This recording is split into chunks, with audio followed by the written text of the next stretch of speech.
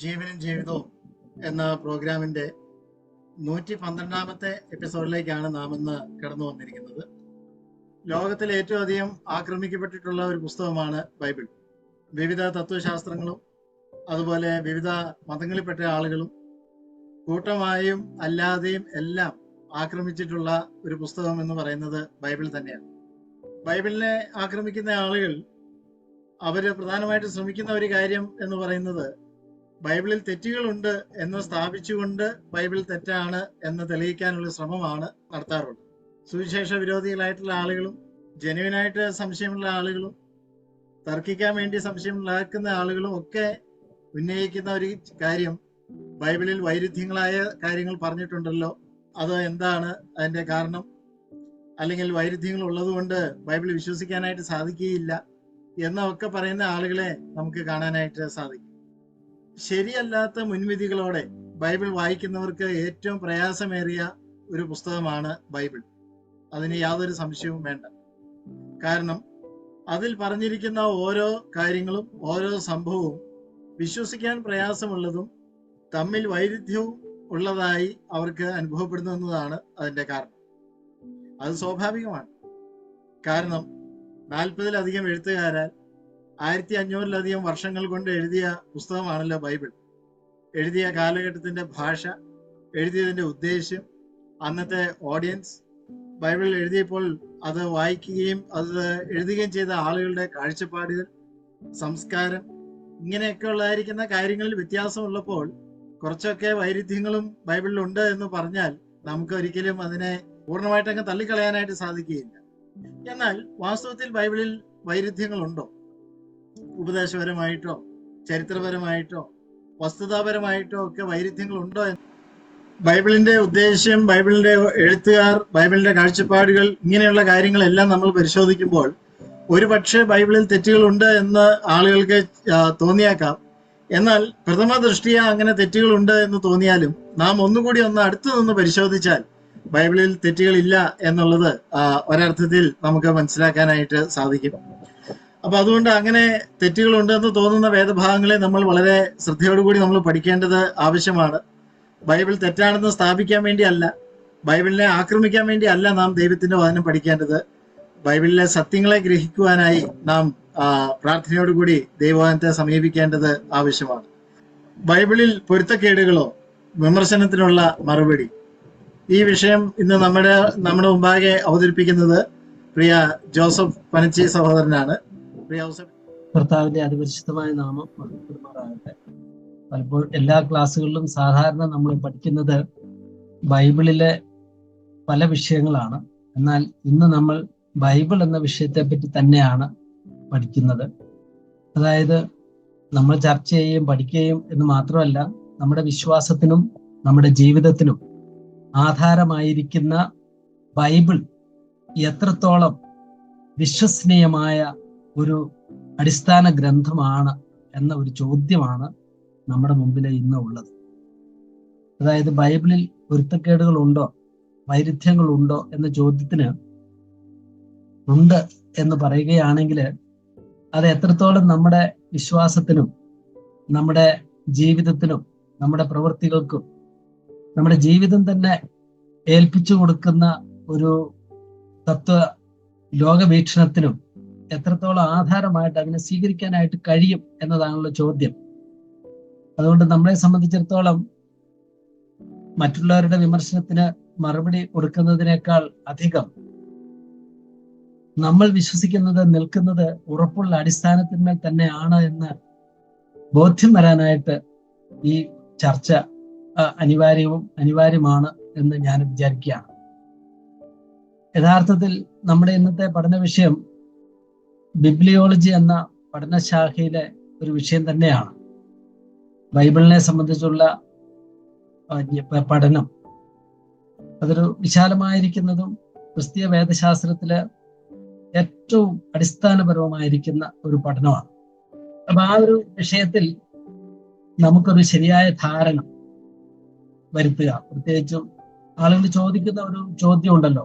ഉദാഹരണത്തിന് നിരീശ്വരന്മാരായിരിക്കുന്ന ആളുകൾ, ദൈവവിശ്വാസികളല്ലാത്ത ആളുകൾ പൊതുവെ ചൂണ്ടിക്കാണിക്കുന്ന ഒരു ഉന്നയിക്കുന്ന ഒരു ചോദ്യമാണ്, നിങ്ങൾ ഈ വിശ്വസിക്കുന്ന പുസ്തകത്തില് ഒരുപാട് വൈരുദ്ധ്യങ്ങളുണ്ടല്ലോ, പരസ്പര വിരുദ്ധമായിരിക്കുന്ന കാര്യങ്ങളുണ്ടല്ലോ. അപ്പോൾ പിന്നെ അതെങ്ങനെയാണ് നിങ്ങൾ അത് ദൈവത്തിന്റെ വചനമാണ്, സത്യവാനായ ദൈവത്തിന്റെ, നിങ്ങൾ പറയുന്ന മറ്റു ദൈവത്തിന്റെ വചനമാണ് എന്ന് പറയുന്നു? അവര് ശാസ്ത്രീയമായിരിക്കുന്ന അബദ്ധങ്ങൾ ബൈബിളിലുണ്ട് എന്ന് നമുക്ക് ചൂണ്ടിക്കാണിച്ച്, ഇന്നത്തെ ശാസ്ത്രമൊക്കെ വെച്ച്, എല്ലാ കാലത്തെ ശാസ്ത്രം വെച്ചിട്ട് ബൈബിൾ പറഞ്ഞ പല കാര്യങ്ങളും ശാസ്ത്രീയ അബദ്ധങ്ങളാണ്.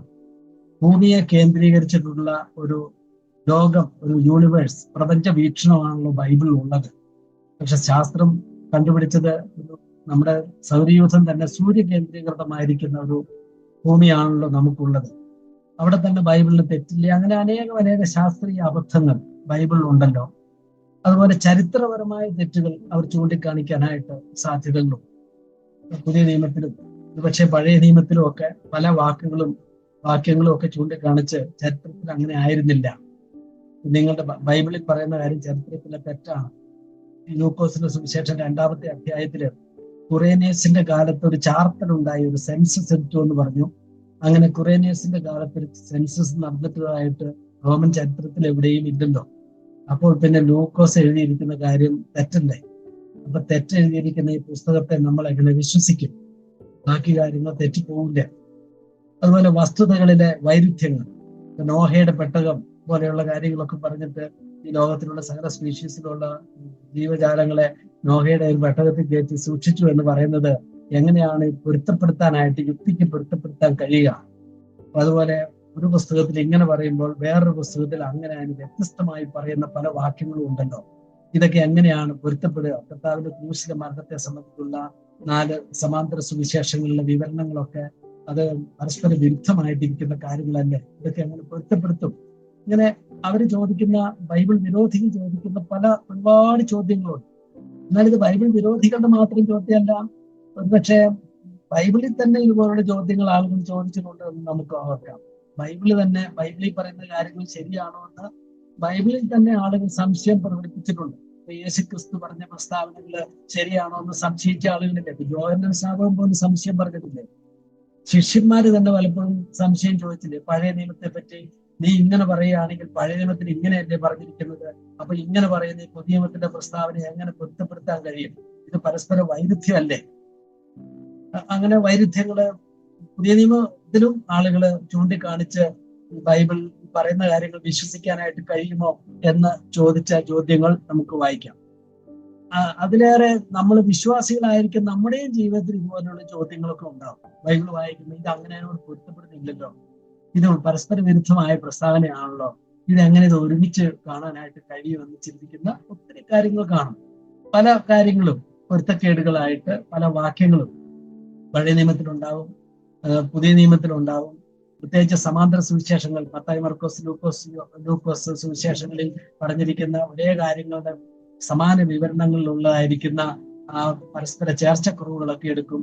അപ്പോസ്തല പ്രവൃത്തിയിലെ പൗലോസിന്റെ മാനസാന്തര കഥ എടുത്തിട്ട് ചിലയിടത്ത് ശബ്ദം കേട്ടു, വെളിച്ചം കണ്ടില്ല, വെളിച്ചം കണ്ട ശബ്ദം എന്നൊക്കെ പറയുന്നതായിരിക്കുന്ന വ്യതിയാനങ്ങൾ എടുക്കും. അല്ലെങ്കിൽ ലൂക്കോസിന്റെ സുവിശേഷത്തില് വടി എടുത്തോളാൻ ഒരു സ്ഥലത്ത് പറഞ്ഞു, മറ്റു സ്ഥലത്ത് വടി കൊണ്ടുപോകരുത് എന്ന് പറഞ്ഞു വേറെ മർക്കോസ് പറയുന്നു. ഇങ്ങനെയുള്ള ചോദ്യങ്ങൾ ഒക്കെ ഉന്നയിച്ചിട്ട് അപ്പോൾ നമുക്ക് ഈ ബൈബിളിനെ വിശ്വസിക്കാനായിട്ട് കഴിയുമോ? ഇതിൽ തെറ്റില്ലേ എന്ന ഒരു ചോദ്യം ചോദിക്കും. അപ്പൊ ഇങ്ങനെയുള്ള ഒരുപാട് ചോദ്യങ്ങൾ വരുമ്പോൾ ഈ വിശ്വാസികളായിരിക്കുന്ന ആളുകൾ തന്നെ കൺഫ്യൂസ്ഡ് ആയിട്ട് അവരെടുക്കുന്ന ഒരു നിലപാട്, ബൈബിളിൽ തെറ്റുകളുണ്ട് എന്ന് സമ്മതിച്ചാലും നമുക്ക് കുഴപ്പമില്ല, ബൈബിളിന് ഒരു ക്ഷീണവും നമ്മുടെ വിശ്വാസത്തിന് കാര്യമായ ക്ഷതമൊന്നും സംഭവിക്കുന്നില്ല എന്നൊരു ശക്തമായ നിലപാട് സുവിശേഷീയരായിരിക്കുന്ന ഇവാഞ്ചലിക്കൽ ക്രിസ്ത്യൻസിന്റെ ഇടയിലുണ്ട്.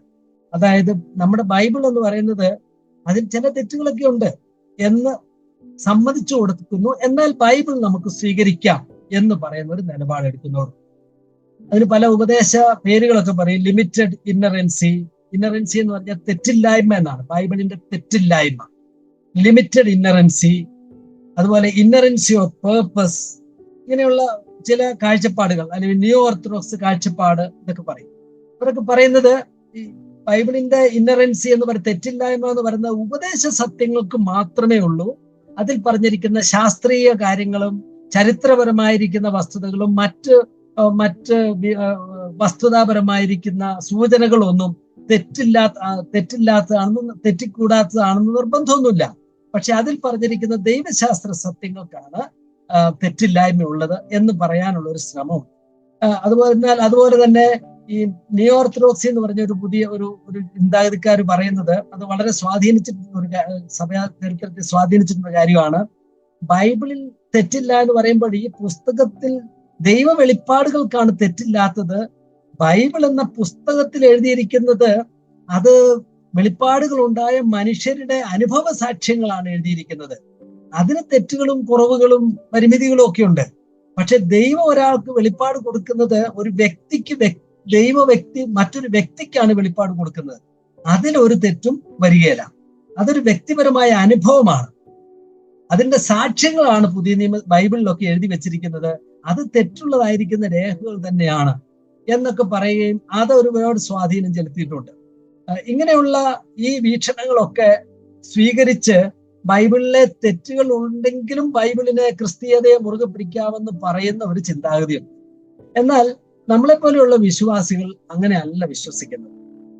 കാരണം നമ്മുടെ ദൈവവീക്ഷണവും നമ്മുടെ ബൈബിളിനെ പറ്റിയുള്ള നമ്മുടെ കാഴ്ചപ്പാടും ഒക്കെ കണക്കിലെടുത്താല് ബൈബിളിൽ വൈരുദ്ധ്യങ്ങൾ ഇല്ല എന്ന നിലപാടാണ് നമ്മൾ എടുക്കുന്നത്. ബൈബിളിൽ വൈരുദ്ധ്യങ്ങളും തെറ്റുകളും ഇല്ല. ഒരു ഇന്നറന്റ് ആയിരിക്കുന്ന തെറ്റില്ലാത്ത ഒരു പുസ്തകമാണ് ബൈബിൾ എന്നാണ് നമ്മൾ വിശ്വസിക്കുന്നത്.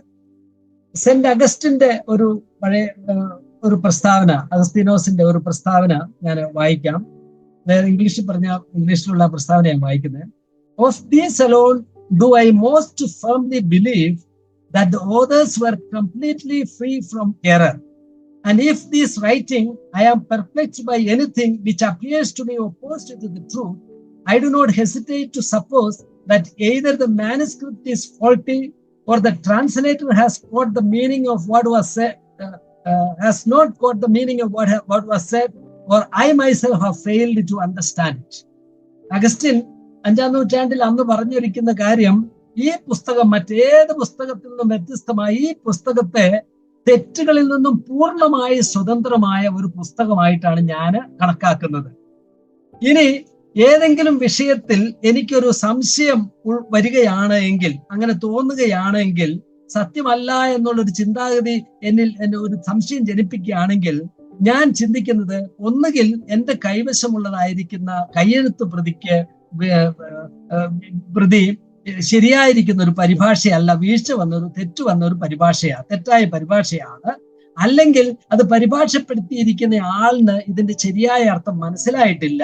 അതുമല്ലെങ്കിൽ എനിക്ക് അതിന്റെ അർത്ഥം ഗ്രഹിക്കുന്നതിൽ പരാജയം വന്നു, അല്ലാതെ ഈ പുസ്തകത്തിന് തെറ്റ് സംഭവിച്ചിട്ടില്ല എന്നാണ് അഗസ്റ്റിൻ പറഞ്ഞത്. സുവിശേഷ വേദരായിരിക്കുന്ന നമ്മളെ പോലെയുള്ള വിശ്വാസികളുടെ ഒരു നിലപാട്, അത് അഗസ്റ്റിന്റെ 15 നൂറ്റാണ്ട് പഴക്കമുള്ളതായിരിക്കുന്ന ആ നിലപാട് തന്നെയാണ്. എന്തുകൊണ്ടാണ് ബൈബിളിൽ തെറ്റുകളില്ല, പൊരുത്തക്കേടുകൾ, വൈരുദ്ധ്യങ്ങളില്ല എന്ന് നമ്മൾ പറയുന്നതിന്റെ കാരണം, അല്ലെങ്കിൽ എന്താണ് നമ്മൾ അത് പറയുമ്പോൾ അർത്ഥമാക്കുന്നത്? അങ്ങനെ പറയുമ്പോൾ അതുവഴി നാം ഈ ബൈബിളിൽ കാണുന്ന, നേരത്തെ ജോമി സൂചിപ്പിച്ചതുപോലെ പ്രകടമായി കാണുന്ന, പ്രത്യക്ഷത്തിൽ കാണുന്ന പൊരുത്തക്കേടുകളെ നമ്മൾ എങ്ങനെയാണ് ഉൾക്രമിക്കുന്നത്? ഈ 3 കാര്യങ്ങൾ ഞാൻ അതുകൊണ്ട് ചുരുക്കമായിട്ടൊന്ന് പറയാം. ഒന്നാമത്തെ കാര്യം, എന്തുകൊണ്ടാണ് നാം ബൈബിളിൽ തെറ്റില്ല എന്ന് പറയുന്നത്? അതാണ് ആദ്യത്തെ കാര്യം. അതിന്റെ പ്രധാനപ്പെട്ട കാര്യം, ബൈബിളിൽ തെറ്റില്ല എന്ന് പറയുന്നതിന്റെ കാരണം ബൈബിൾ ദൈവശ്വാസീയമായ തിരുവെഴുത്തുകളാണ് എന്ന് നാം വിശ്വസിക്കുന്നത് കൊണ്ടാണ്. ബൈബിൾ ദൈവശ്വാസീയമായിരിക്കുന്ന ഒരു പുസ്തകമാണ്. ദൈവശ്വാസീയം എന്ന് പറഞ്ഞാൽ നമുക്കറിയാം, ദൈവം വ്യക്തികൾക്ക് നൽകിയ വെളിപ്പാടുകളെ തെറ്റുകൂടാതെ രേഖപ്പെടുത്തുവാൻ പരിശുദ്ധാത്മാവ് എഴുത്തുകാരിൽ ചെയ്ത പ്രകൃത്യാതീത സ്വാധീനത്തിനാണ്, സ്വർഗീയമായ ആത്മീയ സ്വാധീനത്തിനാണ് ദൈവശ്വാസീയത എന്ന് നാം പറയുന്നത്.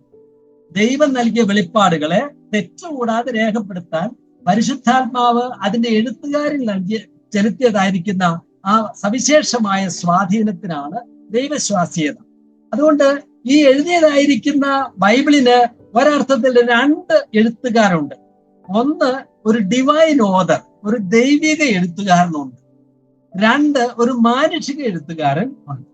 ഈ മാനുഷിക എഴുത്തുകാരന്റെ കഴിവുകളും സാധ്യതകളും എല്ലാം, അറിവും പ്രാപ്തിയും എല്ലാം ഉപയോഗിച്ചിട്ടുണ്ട്. ഒരളവിൽ പരിമിതികളും ഉൾക്കൊള്ളിച്ചുകൊണ്ടാണ് എഴുതിയത്.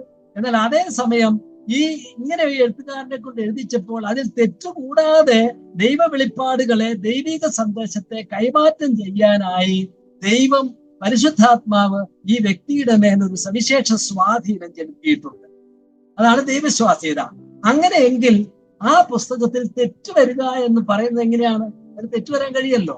പത്രോസിന്റെ ലേഖനത്തില് 2 പത്രോസ് 1-ാം അധ്യായത്തിന്റെ 20-ാമത്തെ വാക്യത്തിൽ നാം ഇങ്ങനെ വായിക്കുന്നുണ്ട്. ദൈവവിശ്വാസ്യതയെ പറ്റിയുള്ള അതിപ്രധാനമായിരിക്കുന്ന ആ പ്രസ്താവന നാം ഇങ്ങനെ വായിക്കുന്നു: തിരുവെഴുത്തിലെ പ്രവചനം ഒന്നും സ്വയമായ വ്യാഖ്യാനത്താൽ ഉളവാകുന്നതല്ല എന്ന് ആദ്യം തന്നെ അറിഞ്ഞുകൊള്ളണം.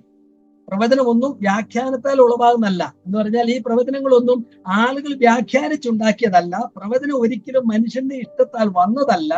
ദൈവകൽപ്പനയാൽ മനുഷ്യർ പരിശുദ്ധാത്മ നിയോഗം പ്രാപിച്ചിട്ട് സംസാരിച്ചതത്രേ. അതുപോലെ തിമോത്തിക്ക് എഴുതിയ ലേഖനം 2-ാം ലേഖനം 3-ന്റെ 16-ാമത്തെ വാക്യത്തിലും ദൈവശ്വാസീയതയെ പറ്റി പറയുന്നത് നമ്മൾ വായിക്കുന്നു, പഠിച്ചിട്ടുണ്ട്. എല്ലാ തിരുവെഴുത്തും ദൈവശ്വാസീയം, തെയോപ്നുസ്റ്റോസ് എന്നുള്ളൊരു വാക്കാണ്. ദൈവശ്വാസി എന്ന് പറഞ്ഞാൽ ഇൻസ്പയർഡ് എന്നാണ് ഇംഗ്ലീഷിൽ പരിഭാഷപ്പെടുത്തുക. സത്യത്തിന്റെ ഇൻസ്പയർഡ് എന്നല്ല, തെയോസ് നുസ്റ്റോസ് എന്ന് പറഞ്ഞാൽ ഗോഡ്സ്പയർഡ് എന്നാണ്. ദൈവം ശ്വസിച്ചിട്ട് ഉണ്ടായതെന്നാണ്. ദൈവശ്വാസീയമാകിയാൽ ദൈവത്തിന്റെ മനുഷ്യൻ സകല സൽപ്രവൃത്തിക്കും വക പ്രാപിച്ച് തികഞ്ഞവനാകേണ്ടതിന് ഉപദേശത്തിന്, ശാസനത്തിനും, ഉടയനത്തിനും, നീതിയിലെ അഭ്യാസത്തിനും പ്രയോജനമുള്ളത് ആകുന്നു. ഈ വാക്യങ്ങൾ നമ്മളോട് പറയുന്നത് ഇത് ദൈവം എഴുതിയ വചനമല്ലേ. അതുകൊണ്ട് എങ്ങനെ ഇതിന് തെറ്റ് വരിക? തെറ്റ് വരാനായിട്ട് കഴിയില്ല. അപ്പൊ തെറ്റ് വന്നിട്ടുണ്ടെങ്കിൽ അത് ദൈവമാണോ ഇതിന്റെ ഓദർ എന്നുള്ള ചോദ്യം തന്നെ വരിക. അപ്പൊ ദൈവവിശ്വാസീയതയാണ് ബൈബിൾ ശരിയാണ് എന്നതിന്റെ ഉറപ്പ്. ശരിയാണ് എന്ന് പറയാൻ നമ്മെ നിർബന്ധിക്കുന്നത് ഇതിന്റെ എഴുത്തുകാരൻ ദൈവമാണ്. ദൈവം സത്യവാൻ, അവിടുന്ന് കളവ് പറയല്ലോ. അതുകൊണ്ട് ദൈവമാണ് ഇത് എഴുതിയത് എന്ന് നമ്മൾ അവകാശപ്പെടുകയാണ് എങ്കിൽ ഇത് ദൈവിക വെളിപ്പാടാണ്, ദൈവവിശ്വാസീയമായ രേഖപ്പെടുത്തുന്ന ദൈവിക വെളിപ്പാടിന്റെ ദൈവവിശ്വാസീയമായ രേഖയാണ് എന്ന് അവകാശപ്പെടുകയാണെങ്കിൽ ഇതിന് തെറ്റ് പാടില്ല എന്ന് പറയാൻ നമ്മൾ നിർബന്ധിതരാണ്. ഇതിന് തെറ്റ് വരാനായിട്ട് പറ്റിയല്ല. അതാണ് നമ്മൾ അവകാശപ്പെടുന്നതും നമ്മൾ പറയുന്നതും. അപ്പൊ ഇത് പറയുമ്പോൾ ഒരു ചോദ്യം ചിലപ്പോൾ ചോദിക്കാം, ഈ ദൈവവിശ്വാസ്യത എന്നുള്ളത് ബൈബിൾ തന്നെ അവകാശപ്പെടുന്ന ഒരു കാര്യമല്ലേ എന്ന് നമുക്ക് ചോദിക്കാം. ബൈബിൾ തന്നെയാണ് പറയുന്നത് ബൈബിൾ ദൈവവിശ്വാസ്യമാണെന്ന് പറഞ്ഞാല് അതൊരു സർക്യുലർ റീസണിങ് ആണ്, ഒരു ചാക്രിക വാദമാണ് എന്ന് വേണമെങ്കിൽ വാദിക്കാം. സത്യത്തിൽ അതൊരു ഒരു ബൈബിൾ തന്നെ അവകാശപ്പെടുന്നു എന്നുള്ളത് ഒരു വലിയ വസ്തുതയാണ്. ബൈബിൾ തന്നെ അത് അവകാശപ്പെടുന്നു എന്നുള്ളതാണ് നമ്മൾ ഒന്നാമത് ഉറപ്പായിട്ട് പറയുന്ന കാര്യം. എന്നാൽ അതുകൊണ്ട് തന്നെ അതൊരു അയുക്തിയായിട്ട് തീരുന്നില്ല. ഇപ്പൊ നമ്മളൊരു കേസോ, ഒരു കോടതിയിൽ ഒരു കേസ് വാദിക്കുന്ന ഒരു സ്ഥിതി വരികയാണെങ്കിൽ ആ വാദി പറയുന്നത് എന്താ? ഞാൻ ഇങ്ങനെ നിൽക്കുകയാണ്, നിങ്ങൾ എന്താന്ന് തീരുമാനിച്ചോന്നല്ലല്ലേ. ആ വാദിക്ക് ഒരു കാര്യം വാദിക്കാനുണ്ട്. ഞാൻ ഈ കാര്യത്തിൽ കുറ്റക്കാരനല്ല എന്ന് അവൻ പറയില്ലേ? അതൊരു വാദമാണ്.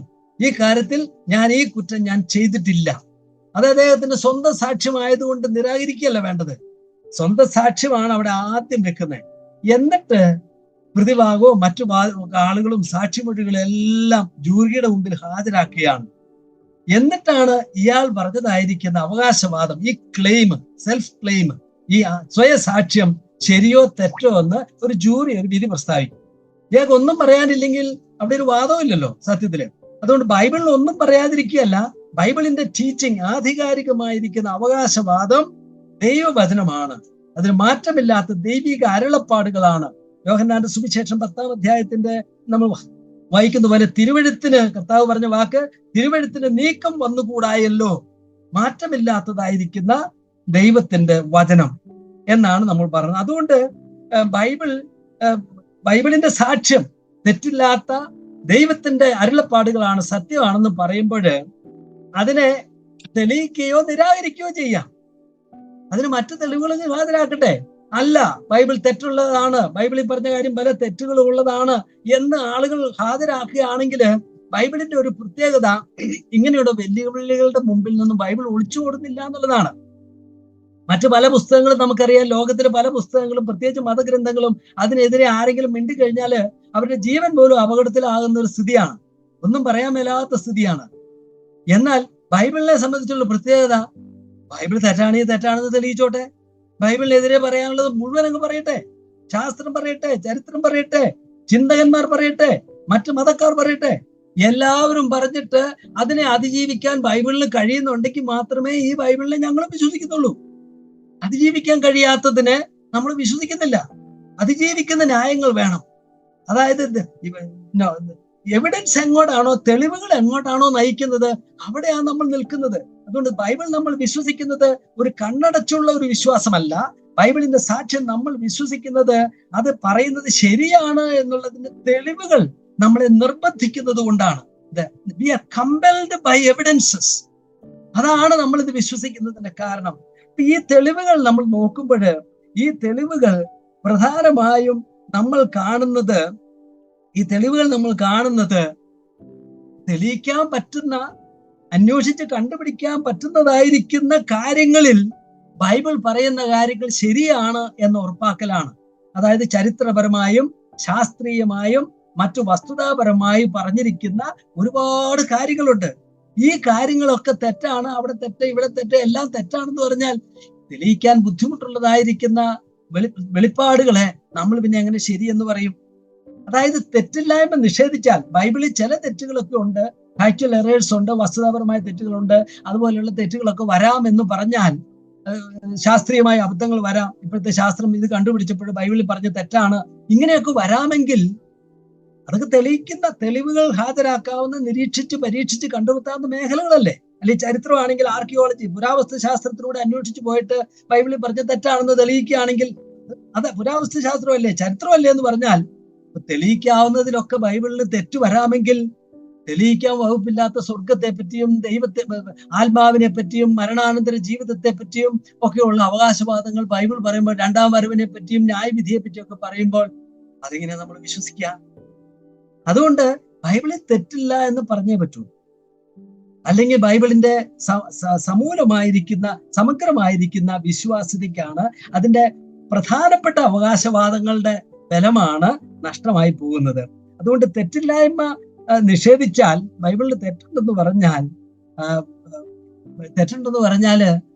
ഏത് കാര്യവും തെറ്റ. ഈ ബൈബിൾ വിശ്വസനീയമാണെന്ന് പറയാൻ പറ്റില്ല എന്ന് പറഞ്ഞാൽ, ഒരു തെറ്റ്, ബൈബിളിൽ ചില തെറ്റുകളുണ്ടെന്ന് ഓർത്ത് ബൈബിൾ മുഴുവൻ തെറ്റാണെന്ന് പറയുകയല്ല. ബൈബിളിൽ തെറ്റുകളുണ്ട് എന്ന് സമ്മതിച്ചാൽ മറ്റു കാര്യങ്ങളും തെറ്റിപ്പോകാൻ സാധ്യതയില്ലേ? ഇതൊക്കെ ശരിയായിക്കൊള്ളുന്ന നിർബന്ധം ഒന്ന് ചോദിക്കുന്നതായിട്ട്. അതുകൊണ്ട് താത്വികമായി പറഞ്ഞാലും ബൈബിളിൽ തെറ്റില്ല എന്നുള്ളതായിരിക്കുന്ന, ബൈബിൾ തെറ്റില്ലാത്ത ദൈവ വെളിപ്പാടാണ്, ദൈവ ഗ്രന്ഥമാണ് എന്നുള്ളതായിരിക്കുന്ന പ്രസ്താവനയാണ് നാം മുറുകെ പിടിക്കുന്നതും നമുക്ക് ബോധ്യമുള്ളതുമായിരിക്കുന്ന കാര്യം. ബൈബിളിന്റെ തെറ്റില്ലായ്മ എന്ന് പറഞ്ഞാൽ അതുകൊണ്ട് എന്താ നമ്മൾ അർത്ഥമാക്കുന്നതെന്നും കൂടെ ഒന്ന് ഓർക്കണം. നമ്മൾ തെറ്റില്ലാത്ത പുസ്തകമാണ് ബൈബിൾ. പൊരുത്തക്കേടുകളില്ലാത്ത, വൈരുദ്ധ്യങ്ങളില്ലാത്ത, പരസ്പര വൈരുദ്ധ്യങ്ങളില്ലാത്ത, സമഗ്രമായ, കൺസിസ്റ്റന്റ് ആയ, പരസ്പര പൊരുത്തമുള്ള ഒരു ചരിത്രവും ഒരു ഉപദേശവും ഒരു പ്രമാണവും ഒരു തത്വവുമാണ് ഈ പുസ്തകം പഠിപ്പിക്കുന്നത്. അതിൽ പരസ്പര വിരുദ്ധമായിട്ട് ഒന്നുമില്ല എന്ന് നമ്മൾ പറയുമ്പോൾ ആ തെറ്റില്ലായ്മയെ നമ്മൾ എങ്ങനെയാണ് മനസ്സിലാക്കുന്നതെന്ന് ഓർക്കണം. നമുക്കറിയാം, ഈ പോപ്പിന്റെ അപ്രമാദിത്വം എന്ന് പറയുമ്പോൾ ആളുകൾ പറയുന്ന ഒരു കാര്യമുണ്ടല്ലോ, ഇൻഫാലിബിലിറ്റി ഓഫ് ദ പോപ്പ് എന്ന് പറയുമ്പോഴും മാർപ്പാപ്പ ഒരു തെറ്റും ചെയ്യില്ല എന്നല്ലല്ലോ അവർ പറയുന്നത്. ഇതിന് അവരൊരു ഡെഫിനേഷൻ കൊടുക്കുന്നുണ്ട്. എന്താ അത്? മാർപ്പാപ്പയുടെ എക്സ്-കത്തീഡ്രൽ സ്റ്റേറ്റ്മെന്റ്സ്, അതായത് കർദിനാൾ തിരുസംഘം എടുക്കുന്ന ആ തീരുമാനം മാർപ്പാപ്പ പ്രഖ്യാപിക്കുമ്പോൾ അതിൽ അബദ്ധം വരില്ല എന്ന്, അല്ലാതെ ജീവിതത്തിലെ അബദ്ധങ്ങളൊന്നും പറയല്ല, തെറ്റ് പറയാനൊന്നും അല്ല.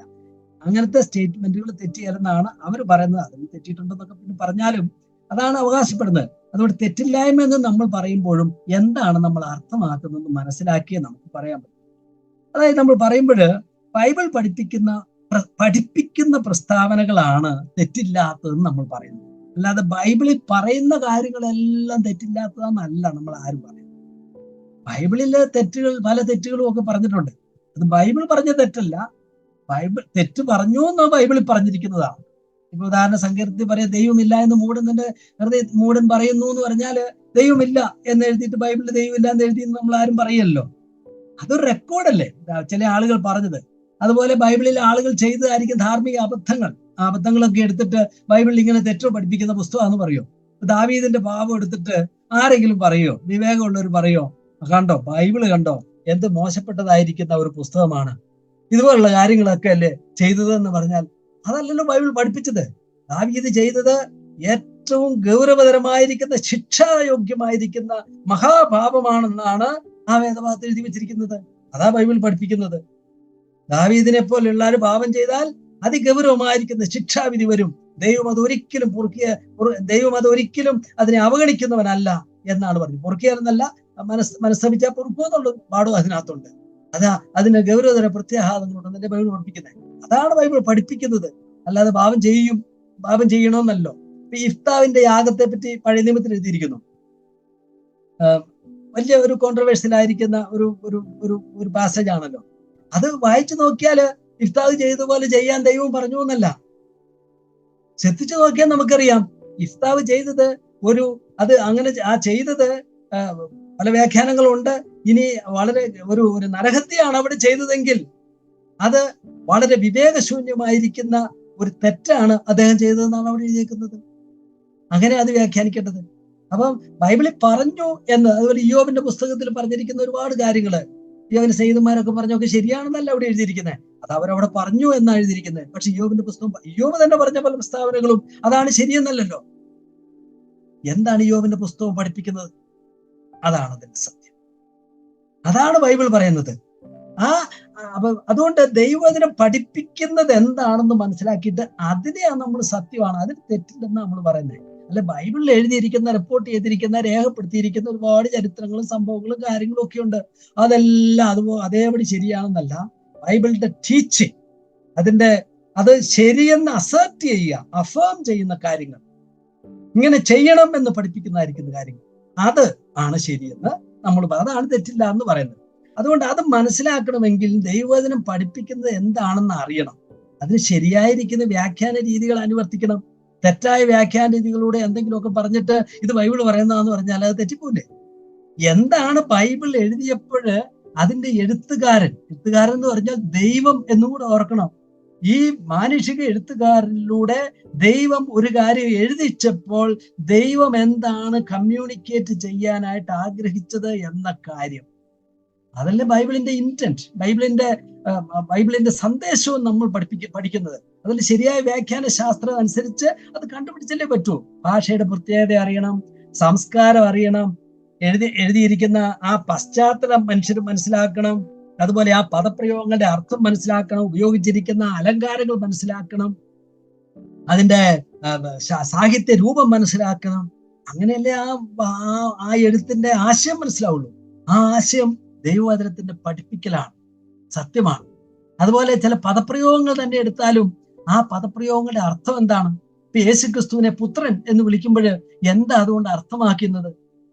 ചില ആളുകളൊക്കെ പറഞ്ഞ പോലെ യേശുക്രിസ്തു ദൈവത്തിന്റെ പുത്രനാണെന്ന് പറഞ്ഞാൽ അപ്പൊ ദൈവം കല്യാണം കഴിച്ചൊരു മകനുണ്ടായി എന്നാണ് ചിന്തിക്കുന്ന ആളുകളുണ്ട്. എന്തൊരു വ്യാഖ്യാനം അത്?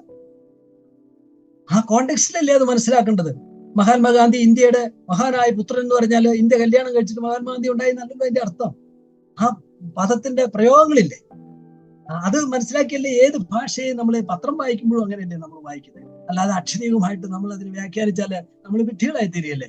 അതുകൊണ്ട് വ്യാഖ്യാന നിയമങ്ങൾ ഉൾക്കൊണ്ട വ്യാഖ്യാനത്തിലൂടെ ബൈബിളിന്റെ പ്രസ്താവനകളെ അഫേം ചെയ്യുന്ന പ്രസ്താവനകൾ, സ്റ്റേറ്റ്മെന്റ്സ് എന്താണെന്ന് കണ്ടുപിടിക്കാനായിട്ട് കഴിയുള്ളൂ. അവ സത്യമാണെന്നാണ് നമ്മൾ പറയുന്നത്. അതുപോലെ എഴുത്തിന്റെ ഉദ്ദേശം, എന്തിനാ എഴുതിയത്, ആർക്കാണ് എഴുതിയത്, ഇതൊക്കെ മനസ്സിലാകുമ്പോഴാണ് ഈ കാര്യങ്ങൾ മനസ്സിലാകുക. അപ്പൊ അത് മാത്രമല്ല, നമുക്കറിയാം നമ്മുടെ കൈവശം ഈ കയ്യെഴുത്ത് പ്രതികളിൽ നിന്നും പകർത്തി എഴുതിയതായിരിക്കുന്ന പരിഭാഷകളല്ലേ നമ്മുടെയൊക്കെ കയ്യിൽ പൊതുവെ ഉള്ളത്. അപ്പൊ ഈ ഘട്ടങ്ങൾ, സ്വഹസ്ത ലിഖിതങ്ങൾ, ആദ്യം എഴുതിയ എഴുത്ത്, അതിൽ നിന്നും കോപ്പി ചെയ്തായിരിക്കുന്ന കയ്യെഴുത്ത് പ്രതികൾ, അവ അതിൽ തന്നെ വ്യത്യാസങ്ങളുണ്ട്, വസ്തുതയാണ്. അവയെ കളക്ട് ചെയ്തിട്ട് ക്രോഡീകരിച്ച് അത് പൊതുവെ പഠിച്ചിട്ട് ടെക്സ്റ്റ് ക്രിറ്റിസിസം നടത്തിയിട്ട് കണ്ടെത്തിയതായിരിക്കുന്ന ടെക്സ്റ്റിന്റെ പരിഭാഷയാണ് നമ്മുടെ കയ്യിലുള്ളത്, നമ്മുടെ ഭാഷകളിലേക്കുള്ള പരിഭാഷ. അപ്പോഴത് വായിക്കുമ്പോൾ ഒരു കാര്യത്തെ പറ്റി ഒരു തീരുമാനം എടുക്കുന്നതിന് മുമ്പ് എങ്ങനെയായിരുന്നു ആദ്യം എഴുതിയത്, ഇതിന്റെ പരിഭാഷകളിൽ എന്തെങ്കിലും വ്യത്യാസം വന്നോ, ഇതിന്റെ അർത്ഥം എന്താണ്, ഈ കാര്യങ്ങളൊക്കെ മനസ്സിലാക്കിയല്ലേ നമുക്ക് മുന്നോട്ട് പോകാനായിട്ട് കഴിയുള്ളൂ. അപ്പൊ അതുകൊണ്ട് നമ്മളൊരു കാര്യം ബൈബിളിൽ തെറ്റില്ല എന്ന് പറയുമ്പോൾ ബൈബിൾ പഠിപ്പിക്കുന്ന സത്യങ്ങൾ, ആധികാരികമായി പഠിപ്പിക്കുന്ന സത്യങ്ങൾക്ക് ഒരു തെറ്റുമില്ല എന്നാണ് നമ്മൾ പറയുന്നത്. അതായത് എഴുത്തിന്റെ ഉദ്ദേശം ഉൾക്കൊണ്ട് ശരിയായ വ്യാഖ്യാന രീതി പ്രകാരം സ്ഥാപിക്കപ്പെടുന്ന ബൈബിളിന്റെ പ്രസ്താവനകൾ എല്ലാം സത്യമാണ്. അതാണ് നമ്മൾ പറയുന്നത്. ബൈബിൾ എഴുത്തുകാരുടെ എഴുത്തിന്റെ ഉദ്ദേശം ഉൾക്കൊണ്ട് ശരിയായ വ്യാഖ്യാന രീതി അനുവർത്തിച്ച് സ്ഥാപിക്കപ്പെടുന്ന ബൈബിളിന്റെ പ്രസ്താവനകൾ എല്ലാം സത്യമാണ്. അപ്പൊ ഇത് പറയുമ്പോൾ, ഇത് നമ്മൾ പറഞ്ഞു കഴിയുമ്പോൾ, ഇനി നമുക്ക് ഈ പ്രായോഗിക വിഷയത്തിലേക്ക് വരും. പ്രത്യക്ഷത്തിൽ പല പൊരുത്തക്കേടുകളും നമ്മൾ കാണുന്നുണ്ടല്ലോ എന്നുള്ളൊരു സത്യം. അതിനെ നമ്മൾ എങ്ങനെ കൈകാര്യം ചെയ്യും എന്നാണല്ലോ നമ്മൾ ഇനി ചിന്തിക്കേണ്ടത്. അതിനെ ഈ ബൈബിൾ പഠിക്കുന്നവരാണെങ്കിൽ ബൈബിളിന്റെ നിജസ്ഥിതി എന്ന് പറയും, ബൈബിളിനെ നമ്മൾ അതിന്റെ ഫിനോമിന എന്ന് പറയും. ബൈബിളിനെ ഒരാളങ്ങ് നോക്കുമ്പോൾ എങ്ങനെയാ അത് കാണുന്നത്? ഇപ്പൊ നമ്മുടെ കയ്യിലൊരു മലയാള ബൈബിൾ, ഇംഗ്ലീഷ് ഭാഷയിലായിരിക്കും നമ്മൾ വായിക്കുന്ന ഭാഷയിലുള്ള ബൈബിളുണ്ട്. അതിൽ വായിക്കുമ്പോൾ ചില ചേർച്ചക്കുറവുണ്ട്, ചേർച്ചക്കുറവ്, പൊരുത്തക്കേടുകള്, പ്രത്യക്ഷത്തിലുള്ള വൈരുദ്ധ്യങ്ങൾ പോലെയുള്ള കാര്യങ്ങൾ നമ്മൾ കാണുന്നുണ്ട്. ഇങ്ങനെ കാണുന്നതിനെ നമ്മളെല്ലാം അതൊന്നും ഉണ്ടാവില്ല എന്നോർത്ത് കണ്ണടച്ച് അങ്ങനെ ഇല്ല എന്ന് പറയുകയാണോ? അതിനെ ശരിയായി മനസ്സിലാക്കാനും ഉൾക്കൊള്ളാനും ഉള്ള ഒരു ശ്രമം നമ്മൾ നടത്തും. അതാണ് ഇന്റലക്ച്വൽ സിൻസിയറിറ്റി, ഒരു ബുദ്ധിപരമായ സത്യസന്ധത എന്ന് പറയുന്നത്. അതൊക്കെ കണ്ണടച്ച് അങ്ങനെയൊന്നും ഇല്ല, നിങ്ങൾ തെറ്റു പറയുന്നതാണെന്ന് പറഞ്ഞു പോകാൻ പറ്റില്ല. അതിനെ ശരിയായി എക്സ്പ്ലെയിൻ ചെയ്യാൻ, വിശദീകരിക്കാൻ, തെറ്റുണ്ടെങ്കിൽ അത് തിരിച്ചറിയാൻ, എന്തുകൊണ്ടായിരിക്കും അങ്ങനെ വന്നതെന്ന് പറയാൻ. ഇനി തെറ്റിന്റെ പുസ്തകമാണെന്ന് തിരിച്ചറിഞ്ഞാൽ പിന്നെ എന്തിനാ ഈ പുസ്തകം നമ്മൾ മുറുകെ പിടിക്കുന്നത്? തെറ്റുള്ള പുസ്തകമാണെങ്കിൽ ദൈവവിശ്വാസിയോ എന്ന് പറയുന്നത് എന്തിനാ? അതുകൊണ്ട് നമ്മുടെ ബോധ്യങ്ങളെ ഉറപ്പിക്കാനുള്ള ഒരു പരിശ്രമം നമ്മൾ എല്ലാവരും നടത്തുന്നുണ്ട്, ചിന്തിക്കുന്ന ക്രിസ്ത്യാനികളൊക്കെ ചെയ്യുന്നുണ്ട്. കണ്ണടച്ചിട്ട് ഇത് ഇരുട്ടാണ്, അല്ലെങ്കിൽ ഇതിലൊരു തെറ്റുമില്ല, അതൊക്കെ നിങ്ങൾ വെറുതെ പറയുന്നതെന്ന് പറയല്ല. ഇതെല്ലാം തുറന്നു നോക്കി കൂലങ്കഷമായിരിക്കുന്ന പരിശോധന നമ്മൾ ആവോളം ചെയ്തിട്ടാണ് ഇതിനെ ആധികാരികമായ തെറ്റില്ലാത്ത സത്യമാണ് നമ്മൾ പറയാനായിട്ട് ശ്രമിക്കുന്നത്. എന്തൊക്കെയാണ് അതുവഴി നമ്മൾ ചെയ്യുന്നത്, എങ്ങനെയാണ് അതിനെ ഉൾക്കൊള്ളുന്നത് നമുക്ക് നോക്കാം. ഒന്നാമത്തെ കാര്യം, ബൈബിളിൽ തെറ്റുകൾ ഇല്ല എന്ന നിലപാടിൽ ഉറച്ച്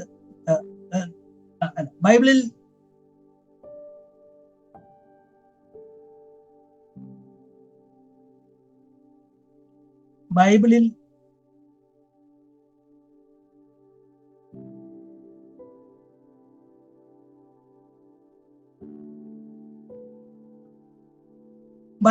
ഒന്നാമത്തെ കാര്യം, ബൈബിളിൽ വൈരുദ്ധ്യങ്ങളില്ല.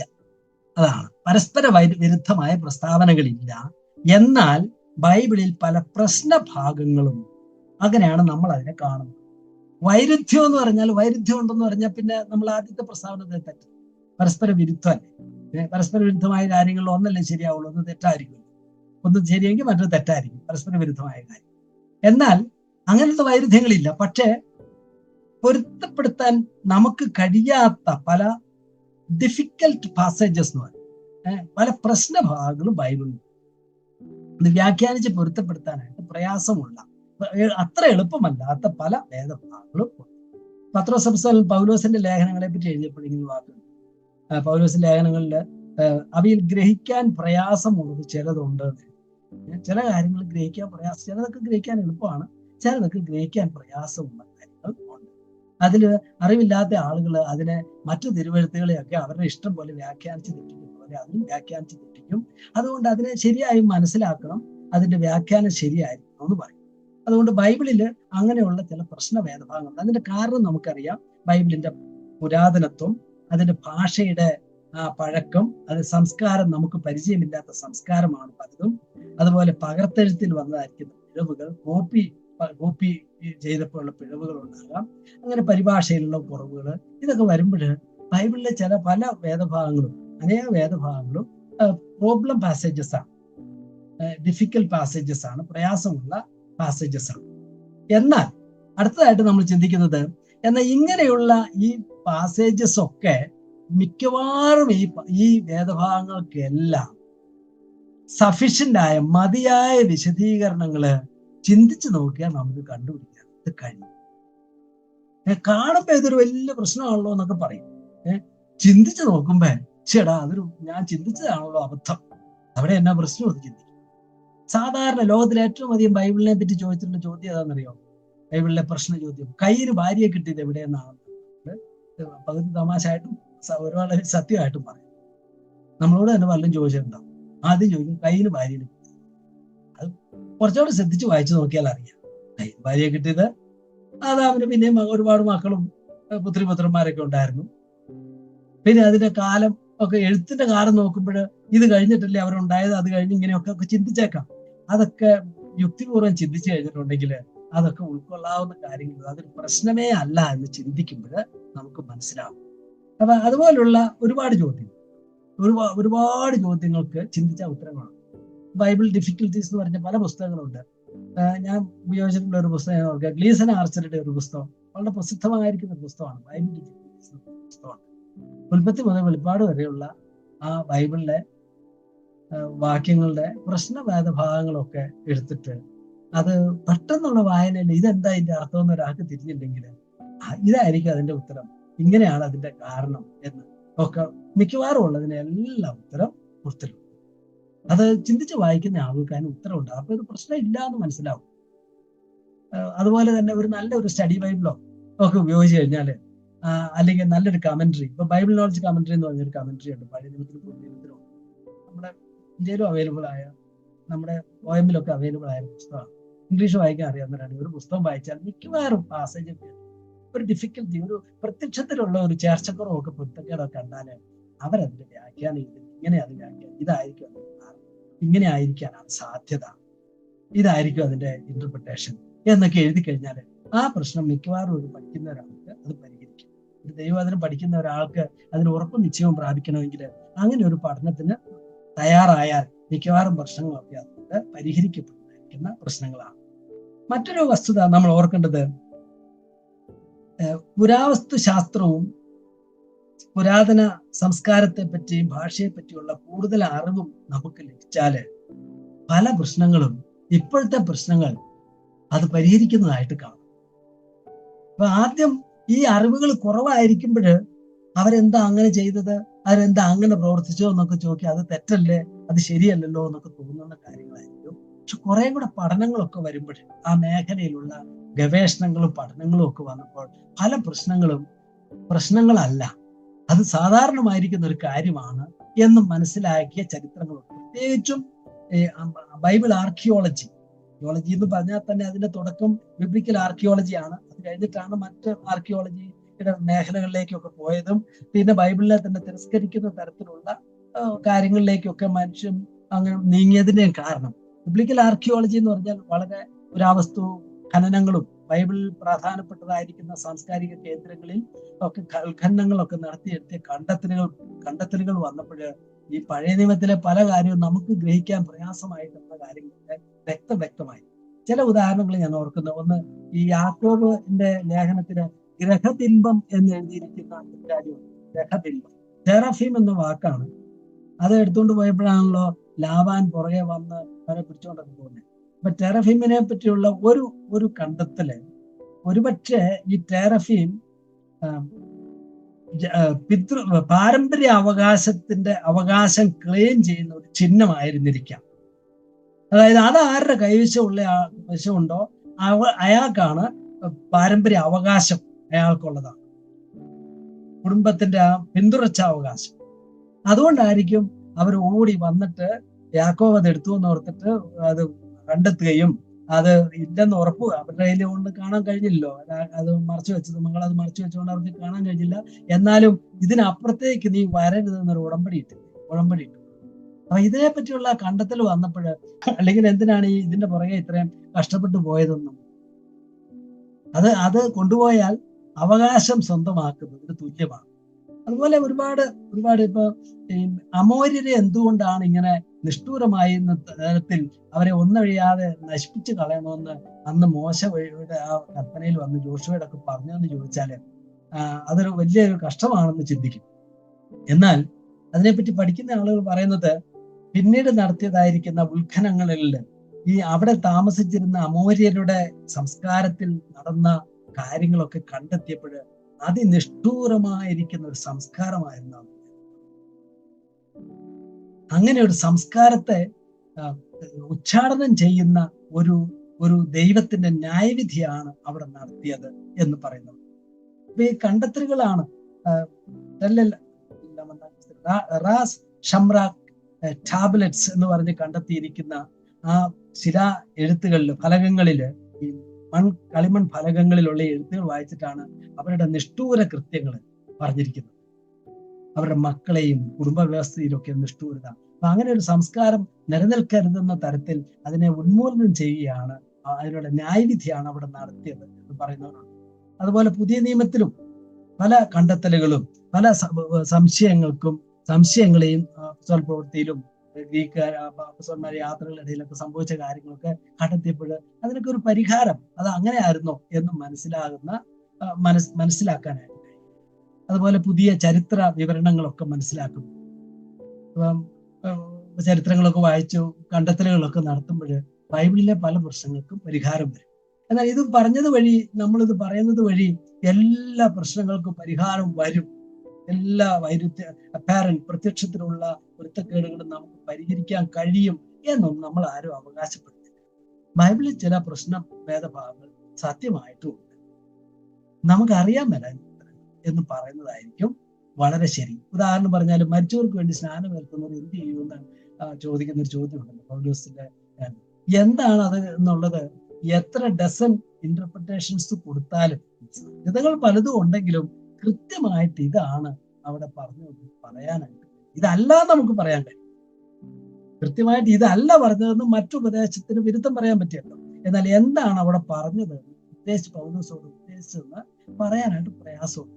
നമുക്ക് പ്രയാസമുണ്ട്, ചില ഭേദഭാഗങ്ങളുണ്ട്, ചില പ്രത്യക്ഷത്തിലുള്ള വൃത്തക്കേടുകൾ കാണാനായിട്ട്. പക്ഷെ നമ്മൾ അതിനെ വ്യാഖ്യാനിച്ച് അതിന്റെ പൊരുത്തക്കേട് ഒഴിവാക്കിയില്ല എന്ന് കരുതി അത് ഒരു ശാശ്വത വൈരുദ്ധ്യമാണ്, ഒരു യുക്തി വൈരുദ്ധ്യമാണെന്ന് പറയേണ്ട ആവശ്യമില്ല. നമുക്കത് പരിഹരിക്കേണ്ട വഴി അറിയില്ല എന്ന് പറയുന്നത് നമുക്ക് അറിഞ്ഞുകൂടാ. അത് എല്ലാ തലത്തിലും ഉണ്ടല്ലോ. പരസ്പര വിരുദ്ധമായിരിക്കുന്ന, വിശദീകരിക്കാൻ കഴിയാത്ത പല പ്രശ്നങ്ങൾ എല്ലാ മേഖലയിലും ഉണ്ട്. അത് ശാസ്ത്രത്തിലില്ലേ, അത് ചരിത്രത്തിലില്ലേ. ഇതെങ്ങനെ ഇങ്ങനെ സംഭവിച്ചു എന്ന് യുക്തിക്ക് വിശദീകരിക്കാൻ കഴിയാത്ത കാര്യങ്ങൾ നമ്മുടെയൊക്കെ അനുഭവങ്ങളിലില്ലേ ചില കാര്യങ്ങൾ. ഇപ്പൊ ഡോക്ടർമാരോടൊരു കാര്യം ചോദിക്കാം, ഇതെന്താ ഇങ്ങനെ ഡോക്ടർ, അത് ശാസ്ത്രത്തിന് മരുന്ന് ശാസ്ത്രത്തിന് ഉത്തരം പറയാൻ കഴിയുന്നില്ല എന്ന് വിചാരിച്ച ഉത്തരം ഇല്ലെന്നാണ് അതിന്റെ ഒരു വ്യാഖ്യാനിക്കാൻ കഴിയും. അങ്ങനെ അവർക്ക് അറിയില്ലെന്നല്ലേ ഉള്ളൂ. അറിയില്ല എന്നത് ഇല്ല എന്നുള്ളതല്ല, അത് തെറ്റാണ് എന്നുള്ളത് അറിഞ്ഞുകൂടാ എന്ന സംഭവത്തിലാണ്. കാരണം ഇത്ര ബൃഹത്തായിരിക്കുന്ന ഒരു ചരിത്ര ഗ്രന്ഥമല്ലേ നമ്മൾ ഡീൽ ചെയ്യുന്നത്. ഉൽപ്പത്തി മുതൽ വെളിപ്പാട് വരെ, അതായത് മോശയുടെ കാലം മുതൽ, അതിനു മുമ്പ് അബ്രഹാമിന്റെ ആ സംസ്കാരം മുതൽ, അവരുടെ ആ കാലഘട്ടത്തിന്റെ സംസ്കാരം മുതൽ 1-ാം നൂറ്റാണ്ടിന്റെ അന്ത്യനാളുകളോളം ഉള്ള ഒരു വലിയ ഒരു ചരിത്രം, അനേക ആയിരം റെഫറൻസസ്, ചരിത്ര സൂചകങ്ങളൊക്കെ കൊടുത്ത് ഒരു ഗ്രന്ഥ സമാഹാരം അങ്ങനെ രൂപപ്പെടുത്തുമ്പോൾ എന്തുമാത്രം കാര്യങ്ങൾ അത് ലക്ഷ്യം ചെയ്തിട്ടുണ്ട്. അതിലുള്ള കാര്യങ്ങളിൽ ചിലത് നമുക്കറിയാം, അത് വളരെ മിനിമമായ കാര്യമാണെന്ന് പറഞ്ഞു. വളരെ മിനിമമായ ചില കാര്യങ്ങൾ നമുക്ക് അവ്യക്തതയുണ്ട് എന്ന് വന്നാൽ അതൊരു അവ്യക്തതയാണ്, നമുക്കറിയില്ല എന്ന് വിചാരിച്ച് ബൈബിൾ മുഴുവൻ തെറ്റാണ്, ബൈബിൾ മാറ്റിക്കളയണം, അത് ഒരു സ്വീകാര്യമായിരിക്കുന്ന പുസ്തകമല്ല എന്ന് നമ്മൾ പറയേണ്ട ആവശ്യമില്ല. ദൈവവിശ്വാസിയോ അല്ലെന്നും പറയേണ്ട, അറിയാൻ മേലെന്ന് പറഞ്ഞു. അതാണ് നമ്മൾ പറയാനായിട്ട് ശ്രമിക്കുന്നത്. ചില കാര്യങ്ങൾ നമുക്ക് അറിഞ്ഞുകൂടാ. മറ്റൊരു കാര്യം ഓർത്തിരിക്കേണ്ടത്, മറ്റുള്ളവരുടെ വാക്കുകളൊക്കെ ബൈബിൾ ചിലയിടത്തൊക്കെ ഉദ്ധരിച്ച സമയത്ത് അവ ശരിയാണെന്നല്ല ബൈബിൾ പറഞ്ഞത്. അവരങ്ങനെ പറഞ്ഞു എന്നൊക്കെ പറഞ്ഞിട്ടുള്ളൂ, അത്രേ ശരിയുള്ളൂ. അവരങ്ങനെ പറഞ്ഞു എന്ന് ബൈബിളിൽ എഴുതിയിട്ടൊക്കെ ഉണ്ട്. അവരുടെ പ്രസ്താവനയുടെ ശരിതെറ്റുകളൊന്നും ബൈബിളിൽ ആരോപിക്കേണ്ട ആവശ്യമില്ല. ചില കണക്കുകളും ഒക്കെ ബൈബിളിൽ പറഞ്ഞിട്ടുണ്ട്, എണ്ണവും നമ്പറും ഒക്കെ പറഞ്ഞിട്ടുണ്ടാവും. അതൊക്കെ പറയുന്നത് അത് അവർ നേരിട്ട് പോയി എണ്ണി നോക്കിയിട്ട് പറഞ്ഞ കണക്കുകളായിരിക്കില്ല. അതൊക്കെ അവിടുത്തെ രേഖകളിൽ നിന്നോ പറഞ്ഞ രേഖകളിൽ നിന്നൊക്കെ എഴുതിയതായിരിക്കുന്ന എണ്ണവും ആളെണ്ണവും ഒക്കെ ആയിരിക്കും പറഞ്ഞിരിക്കുക. അപ്പൊ അങ്ങനെ പറഞ്ഞിരിക്കുന്ന കാര്യങ്ങളുടെ എക്സാക്റ്റ് കൃത്യത അത് നോക്കേണ്ട ഒരു ആവശ്യമില്ല. അത് അവരുടെ ആ റിപ്പോർട്ടുകൾ കോട്ട് ചെയ്തതായിരിക്കും. അതുകൊണ്ട് അങ്ങേയറ്റത്തേക്ക് അതിന്റെ തെറ്റും ശരിയൊന്നും കൃത്യത നോക്കി അന്വേഷിക്കേണ്ട ഒരു ആവശ്യം ഒരു ചരിത്ര രേഖയുടെ വിശ്വാസ്യതയ്ക്ക്, ഇതുപോലൊരു രേഖയുടെ വിശ്വാസ്യതയ്ക്ക് അനിവാര്യമാണ്. മറ്റൊരു കാര്യം ഓർക്കുന്നത്, ഏകദേശ കണക്കുകളൊക്കെ ഒരുപാട് ഉപയോഗിച്ചിട്ടുണ്ട്. അതൊക്കെ വെച്ചിട്ട് ബൈബിൾ തെറ്റാണെന്ന് പറയുന്ന ആളുകളുണ്ട്. പക്ഷെ നമ്മളൊക്കെ ഉപയോഗിക്കുന്നതല്ലേ ഏകദേശ കണക്കുകളിലൊക്കെ. ഒരു മീറ്റിങ്ങിന് എത്ര ആൾ വന്നു എന്ന് ചോദിച്ചു കഴിഞ്ഞാൽ നമ്മൾ പറയും ഒരു 1000 ആൾ വന്നിട്ടുണ്ട് എന്ന് പറയും. എന്നാൽ ഈ 1000 ആൾ വന്നു എന്നുള്ളത് ഭക്ഷണം ഉണ്ടാക്കുന്ന എത്ര പേരുണ്ടോ എന്ന് ചോദിക്കുന്ന അയാളോട് ഒരു 1000 ആളെന്നല്ലോ നമ്മൾ പറയേണ്ടത്. അത് ഏകദേശം കുറച്ചുകൂടെ കൃത്യത കണക്ക് കൊടുക്കും. എന്നാൽ ആ മീറ്റിങ്ങിന്റെ ആളനുസരിച്ചാണ് അവിടെ ഫീസ് കൊടുക്കുന്നതെങ്കിൽ എത്ര ആൾ വന്നു എന്ന് ചോദിച്ചാൽ 1000 ആളെന്നല്ലല്ലോ പറഞ്ഞത്. കൃത്യമായിട്ടും 949 ആള് എന്ന് പറയണം. അതനുസരിച്ചല്ലേ പൈസ. അപ്പൊ എന്തുദ്ദേശത്തിലാണ്, ആരോടാണ് ഇത് ഹാജരാക്കുന്നത്, എന്ത് പർപ്പസിലാണ് ഈ കണക്ക് എഴുതുന്നത് വെച്ചിട്ടൊക്കെ ആയിരിക്കും അതിന്റെ കൃത്യത. അപ്പൊ ബൈബിളിൽ എന്തുദ്ദേശത്തിലാണ് ഇതൊക്കെ പറഞ്ഞു? ഇതിന്റെ ഈ കണക്ക് അറിയാൻ വേണ്ടിയിട്ടാണോ അതോ അതിലെ ഏകദേശ കണക്കുകളാണ്? ഇപ്പൊ ബൈബിളിലെ ഒരു വലിയ ഒരു ഒരു ഒരു ഒരു ചേർച്ചക്കുറവായിട്ട് പറയുന്നതാണ് 2 ദിനവൃത്താന്തം 4:2 ഒരു ശലോമോൻ ഒരു താമ്രക്കടൽ ഉണ്ടാക്കി. അതിന്റെ ഡയമീറ്ററും അതിന്റെ ചുറ്റളവും തമ്മിലുള്ള കണക്ക് ഒന്ന് ഡയമീറ്റർ 10 ചുറ്റളവ് 30 എന്നാണ് എഴുതിയിരിക്കുന്നത്. മാത്തമാറ്റിക്സ് വെച്ചിട്ട് അങ്ങനെ കൃത്യമല്ല. മാത്തമാറ്റിക്സ് വെച്ചിട്ട് ഡയമീറ്ററിനെ പൈ കൊണ്ട് ഗുണിക്കുന്നതാണ് അതിന്റെ ചുറ്റളവ്.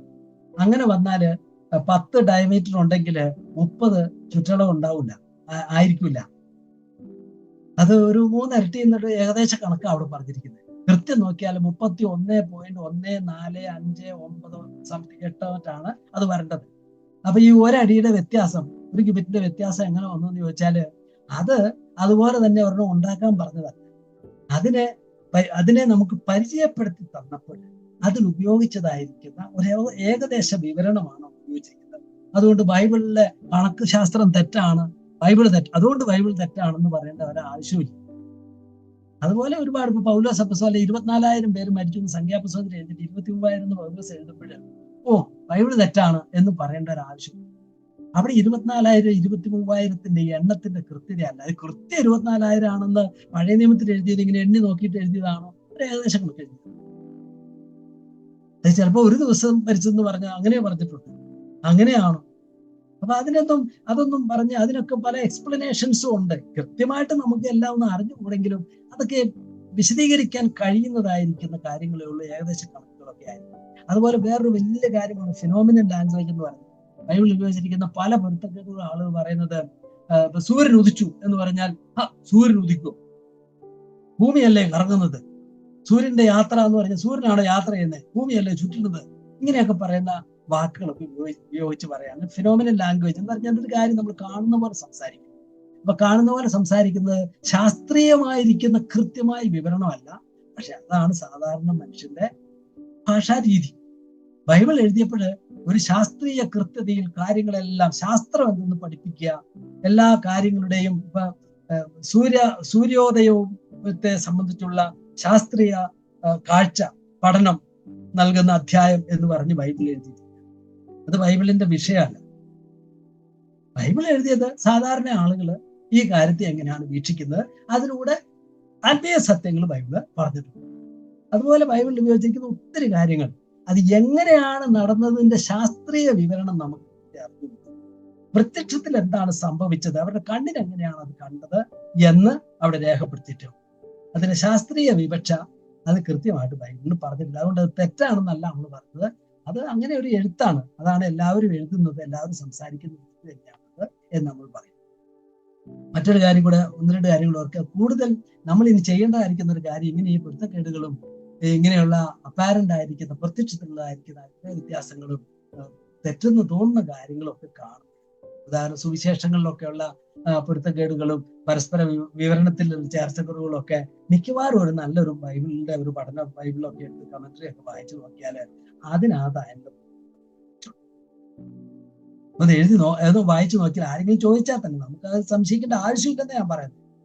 നമ്മൾ പഠിച്ചിടത്തോളം കണ്ടിടത്തോളം വെച്ചിട്ട് സംശയിക്കേണ്ട ആവശ്യമില്ല. നമ്മൾ വിശ്വസിക്കുന്ന പുസ്തകം റിലയബിൾ ആയിരിക്കുന്ന, നമ്മുടെ വിശ്വാസത്തിനും ജീവിതത്തിനും അടിസ്ഥാനമായിട്ട് സ്വീകരിക്കാവുന്ന ദൈവിക സത്യങ്ങളുടെ ഒരു വിശ്വസനീയമായിരിക്കുന്ന രേഖ തന്നെയാണ്.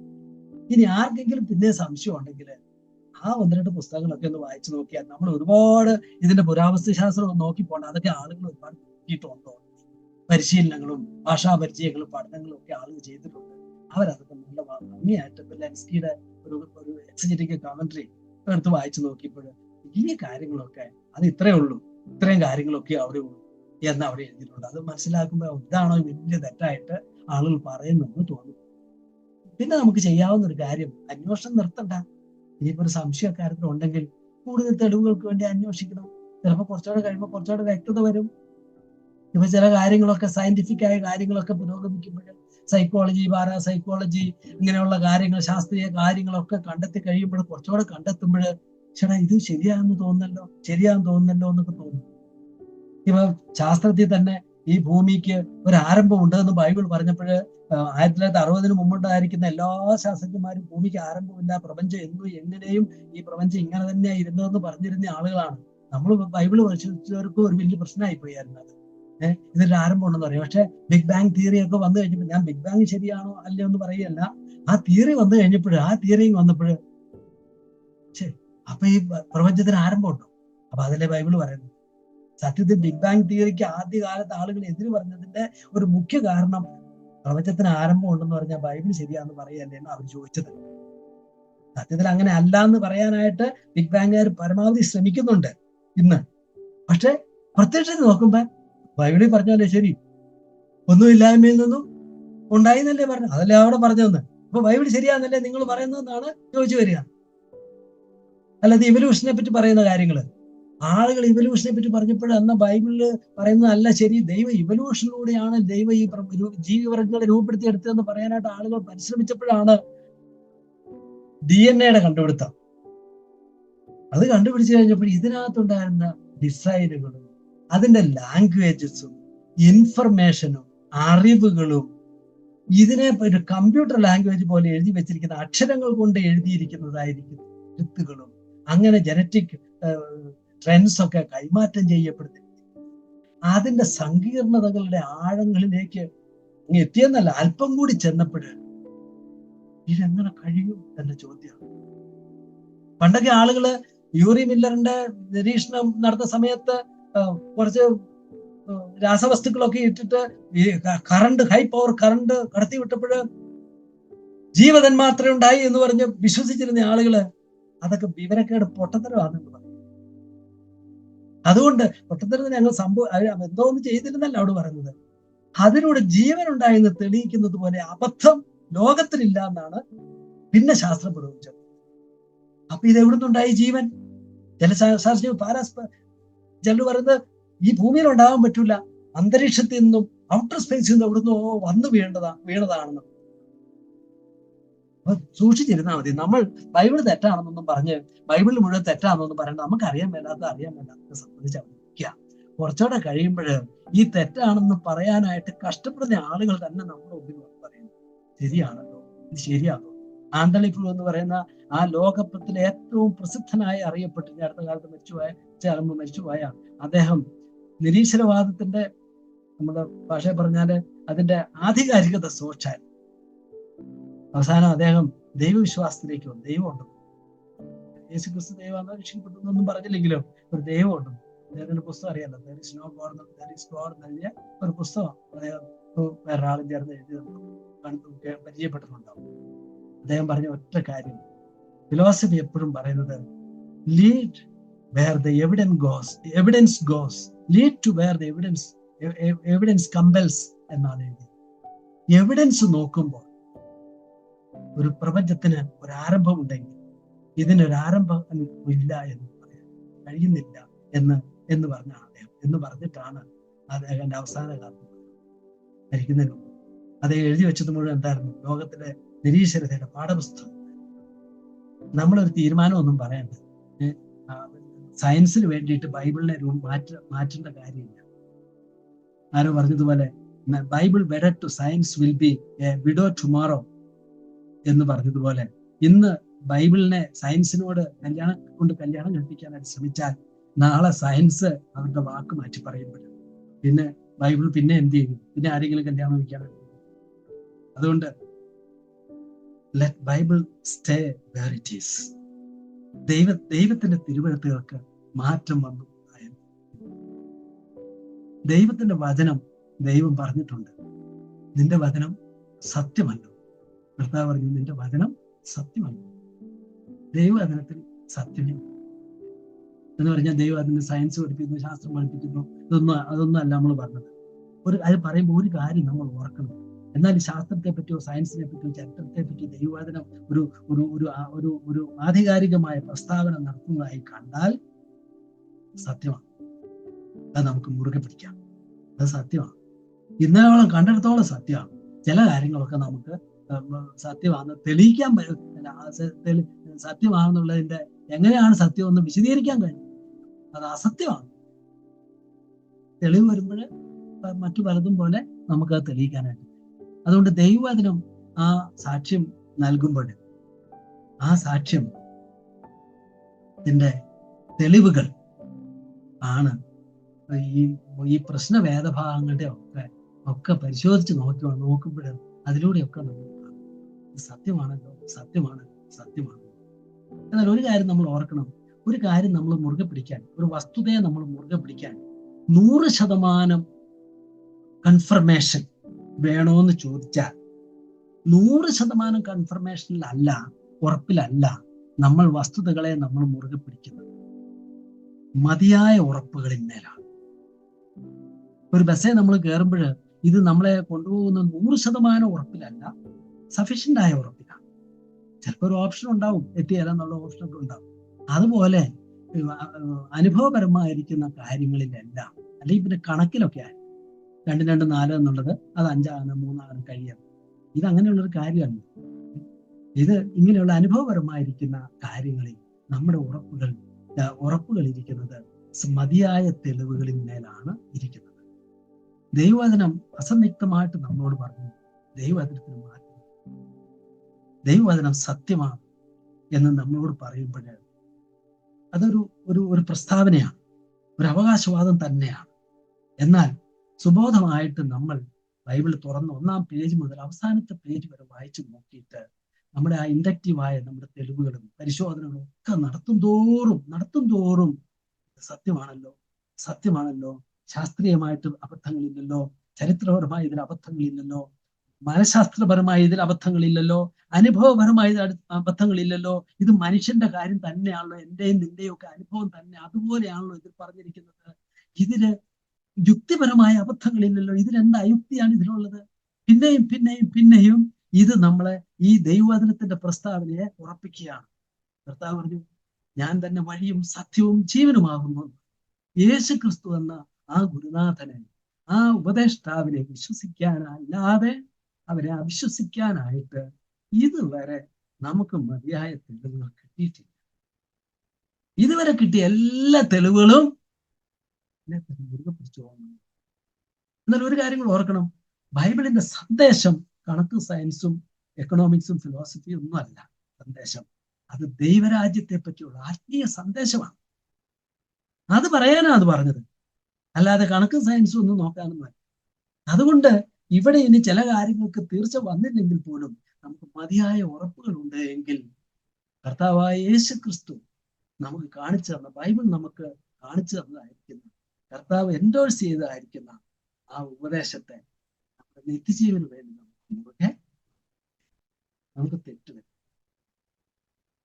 നാം നിൽക്കുന്നത് ഉറപ്പുള്ള അടിസ്ഥാനങ്ങളിൽ മേൽ ആണ് നാം നിൽക്കുന്നത്. ദൈവവചനത്തിന് മാറ്റം വന്നു. ദൈവത്തിന്റെ വചനത്തിൽ നമ്മോട് സംസാരിച്ച പ്രിയ ഔസ്ബൻസോനോടുള്ള നന്ദി അറിയിക്കുന്നു. വളരെ മനസ്സിലാവുന്ന വിധത്തിൽ നമുക്ക് ഈ ലളിതമായി തന്നെ ഈ സത്യങ്ങളെ വിവരിച്ചു തന്നല്ലോ. ബൈബിൾ സമ്പൂർണമാണ്, എന്നാൽ നാം സമ്പൂർണരല്ല എന്നതാണ് ബൈബിളിലെ പല കാര്യങ്ങളെയും ബുദ്ധിമുട്ടുള്ളതും വൈരുദ്ധ്യമുള്ളതും ആക്കി തീർക്കുന്നത് എന്ന് ഒരു പുസ്തകത്തിൽ ഇങ്ങനെ വായിച്ചിട്ടുണ്ട്. അപ്പൊ എന്നിട്ട് അതിനെക്കുറിച്ച് ആ എഴുത്തുകാരൻ പറഞ്ഞത്, നാം കൂടുതൽ സമ്പൂർണരാകും തോറും ഈ വൈരുദ്ധ്യങ്ങളെല്ലാം വൈരുദ്ധ്യങ്ങളല്ലാതെയായി മാറും, ബുദ്ധിമുട്ടുകൾ അല്ലാതെയായി മാറും എന്നാണ് അദ്ദേഹം അതിനകത്ത് പറഞ്ഞത്. ഒരുപക്ഷെ ഇന്ന് നമ്മൾ കേട്ട സത്യങ്ങളുടെ അടിസ്ഥാനത്തിൽ ചിന്തിച്ചാലും അതൊരു യാഥാർത്ഥ്യമാണ് എന്ന് നമുക്ക് പറയാനായിട്ട് സാധിക്കും.